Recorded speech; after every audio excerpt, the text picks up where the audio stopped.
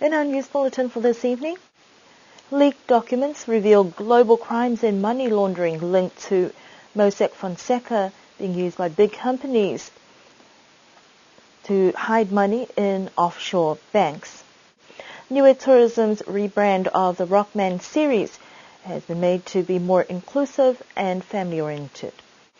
Two Niue High School students are about to embark on a trip of a lifetime with Niue's delegation to the World War I commemorations in France. Niue High School's Culture Day performances are part of the 50 years celebrations. The Niue Chamber of Commerce welcomes their new business development manager. The leak of international financial records of Panamanian law firm Mossack Fonseca has exposed a global scale of crime and corruption involving money laundering and use of shell companies and small islands as tax havens. In the largest media collaboration ever undertaken, journalists working worldwide dug into Mossack Fonseca's inner workings and traced secret dealings of the law firm's customers around the world. Journalists then shared the information and hunted down leads generated by leaked files using corporate filing, property records, financial disclosures, court documents, and interviews with money laundering experts and law enforcement officials. Niue has some history with this law firm because in 1994, Mossack Fonseca signed a 20-year deal with the Niue government for exclusive rights to register offshore companies in the country. However, the United States State Department started to question the sharing arrangements between Niue and Mossack Fonseca. It warned the island about the link with laundering of criminal proceeds. Mossack Fonseca denied that Niue was involved in laundering in 2003, which was the same year that Niue declined to renew 4 of Mossack Fonseca's companies. According to Niue's Attorney General, Niue closed the International Business Companies Register in 2006 when the legislation was repealed and all offshore operations ceased as of the 31st of December 2006. Although Niue no longer accommodates offshore companies, this is now becoming a worldwide issue as it becomes more apparent how widespread this problem is, with politicians and celebrities also implicated. Niue Tourism has rebranded the Brockman Series that will start this month to be more inclusive, with big plans ahead to introduce a new event for young competitors. The series will see 3 events: the Junior Rockman, the Rockman Triathlon, and Ride the Rock endurance races will be spread out from April to June. This new circuit has been coordinated to capture a range of competitors over the course of 3 months that will allow families and competitors to prepare and train for specific events. The inaugural Junior Rockman Anchor Cup will be a kids triathlon event that will be held in 2 separate groups from 7 to 10-year-olds and 11 to 14-year-olds. Especially now that after the kids are having their sports days or leading up to practicing for those sports days, it's a draw card for them to participate in the Niue Junior Rockman Challenge. Also, we've tried to encourage the parents and try and get some notices out on radio and hopefully get some participation in. Niue Tourism are looking for ways to increase tourist numbers in the off-shoulder season, and although the focus has been on international competitors, the series will look to draw in more local competition as well. We've tried to be mindful of what our locals like to do.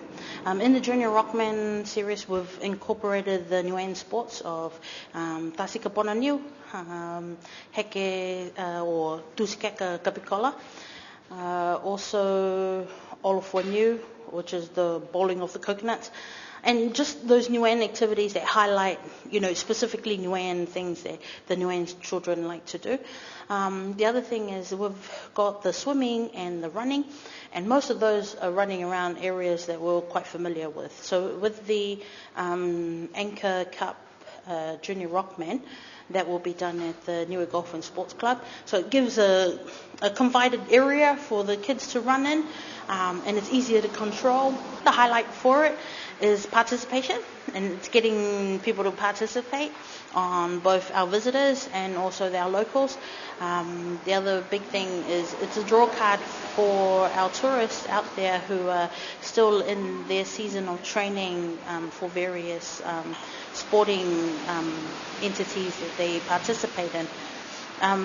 But the biggest thing for us is trying to boost our numbers up in the shoulder season. So our shoulder season flows in from November to April, and so, on each side of the year. Niue Tourism say these changes will enable international competitors to plan out their travels for these events. Work now will be to try and get more registrations to boost competition level.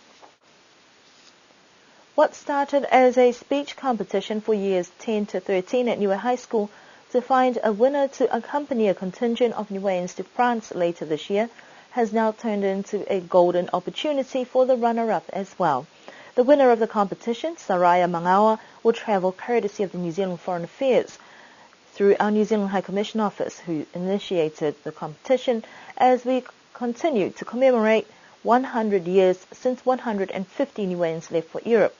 This commemoration will continue until 2018, exactly 100 years after the war was officially declared over.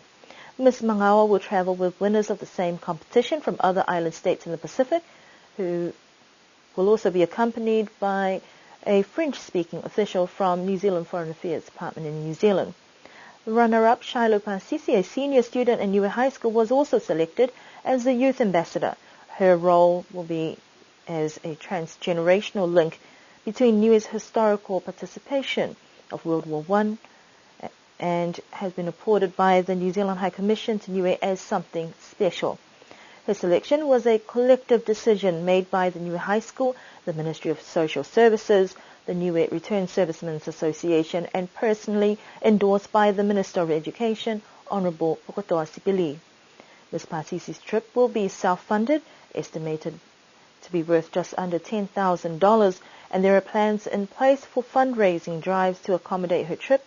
Her parents will be working hard alongside her, and very supportive bodies or individuals who would be willing to ensure her participation is made possible. This trip has presented both Ms. Mangawa and Ms. Pasisi with a golden opportunity to explore and take in the sights of France, where a majority of the 150 Niueans endured hardships. It will be a trip of a lifetime for the two students who will be leaving in September with Niue's delegation, but they will be required to be back at school to prepare for end-of-year examinations. Niue High School students took pride in showcasing some of the school's greatest performances as part of Culture Day celebrations yesterday. Yesterday morning, the hall was filled with excited families, friends, and young primary students eager to see what students have been working on for the past 8 weeks. Each of the 4 sports teams reached out to some of the local tutors and former teachers who were more than willing to share their talents. Niue High School have held Culture Day each year to give students a greater appreciation of their cultural heritage, and this year's focus was primarily on old Niuean songs and dances that they have revived from some of the greats with the help of local tutors. This year, the Culture Day was based on the theme 50 years of blessed education for many gifts to navigate Mataki Lunga for future generations. As Niue High School celebrates 50 years since the school was established at Paliasi, it was decided that this would be perfect timing to roll out some of the old songs and dances that have been composed over the past 50 years and performed by generations who have come through Niue High School. According to Niue High School Principal Charles Yowane, all teams, along with their tutors and teachers, proudly represented their teams, and there was also a sense of pride and joy as the matuas within the crowd participated in the songs as well. Voluntary donations were collected at the entrance, and funds will be equally divided amongst the 4 teams for their own use. Next year, Niue High School will be holding another all-Niuean concert to coincide with the 4th Niue Arts and Cultural Festival. The Niue Chamber of Commerce has welcomed the arrival of their new Business Development Manager, who is on contract for the next 2 years. Peggy Veen is from New Zealand and started work this week at the new Chamber office in Alofi. With her business background as a small business owner in the past and a tutor for Te Wānanga o Aotearoa, Peggy has a lot to offer in terms of practical skills, helping with startups and micro-enterprise. Her most recent appointment preceding this posting in Niue was as the Senior Economic Development Officer for Kasawari Coast Regional Council in Northern Queensland, Australia, for 2.5 years. She brings with her a wealth of experience and skills, having worked with several chambers of commerce, government officials and ministers, as well as private sector and non-profit agencies, with a focus on community, enterprise and small business development. Those are our news stories that we have for you this evening. We do hope that you have an enjoyable weekend ahead and join us for our next news bulletin next week.